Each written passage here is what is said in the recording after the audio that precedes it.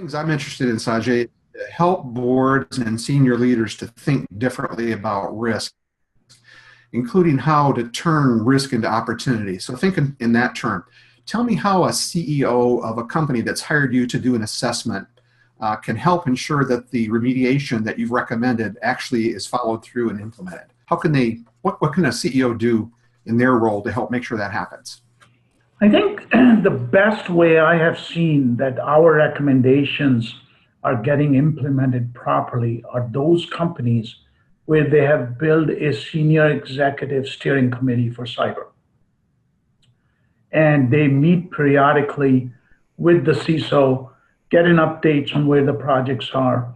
If there are any issues with the resources, if there are any issues with the budgets, those things get discussed during the steering committee.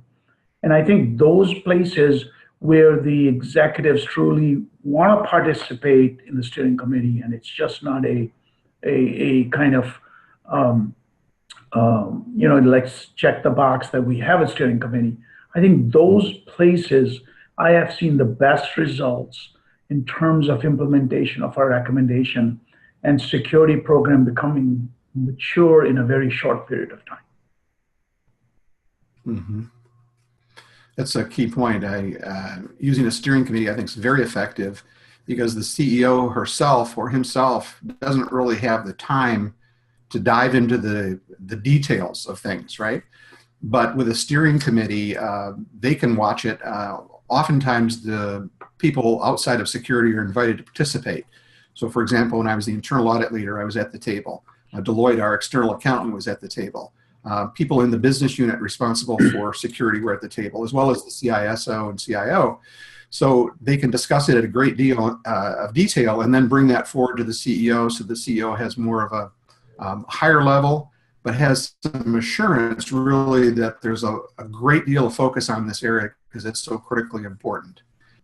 And Jay, sorry, I also think one thought came to my mind is that that because of that steering committee, some of these projects we mentioned earlier, which has cross-business or inter-departments need, like data classification, things like that, that get addressed a lot easier and better in these type of steering committees where the executives commit the resources to get these projects done rather than it just becomes a political debate as to how to do it.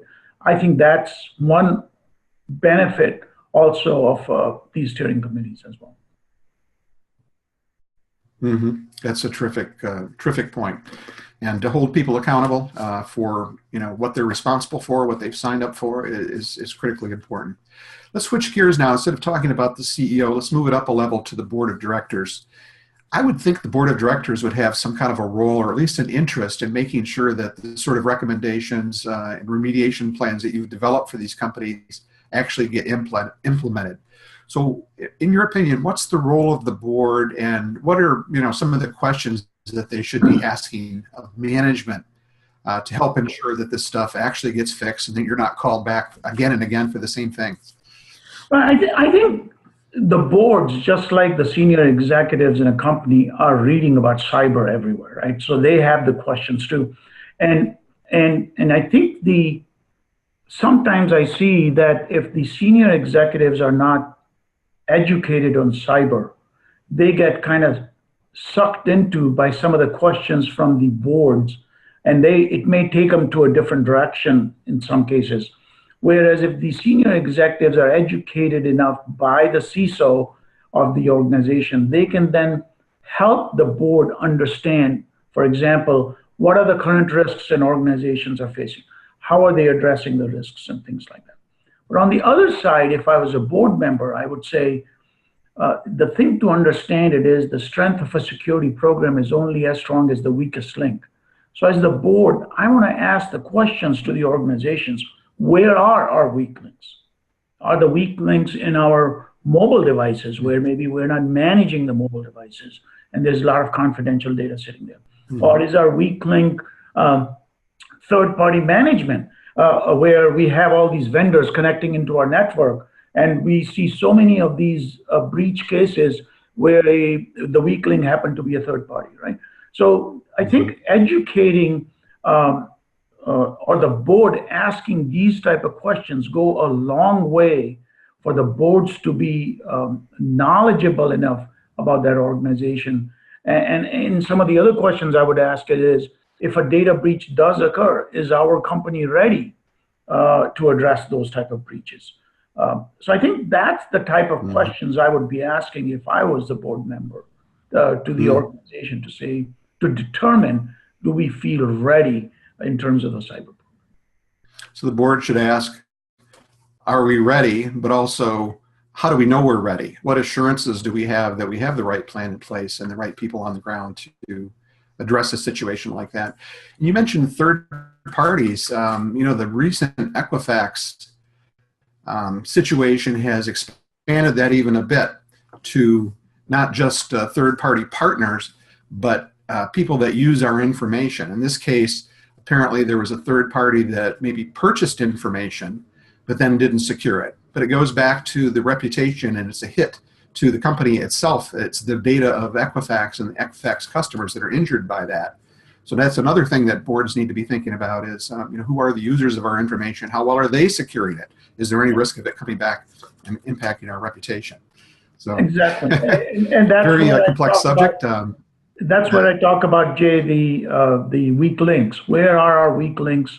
And the whole idea of the board, and I believe the responsibility of the board, is to strengthen those weak links so the overall strength of that chain becomes stronger. Great point. Well, Sajay, I just want to thank you. I think it's been a wonderful discussion this morning. I've gotten a lot out of it. But before we go, I wanted to ask, is there anything maybe I didn't ask about that you'd like to comment on, or any kind of closing remarks that you have? I think we had a great discussion, and I really appreciate you giving me this opportunity. I think the one thing which I would always want everybody to know is that if they do not understand these weak links, whether you are at a middle level or you're a senior executive or on the board, I think it's really important to understand what makes your chain strong and what makes your chain weak, and focus on the weak links and make them strong. Great point. And I'll just close by saying that one of my mottos is trust but verify.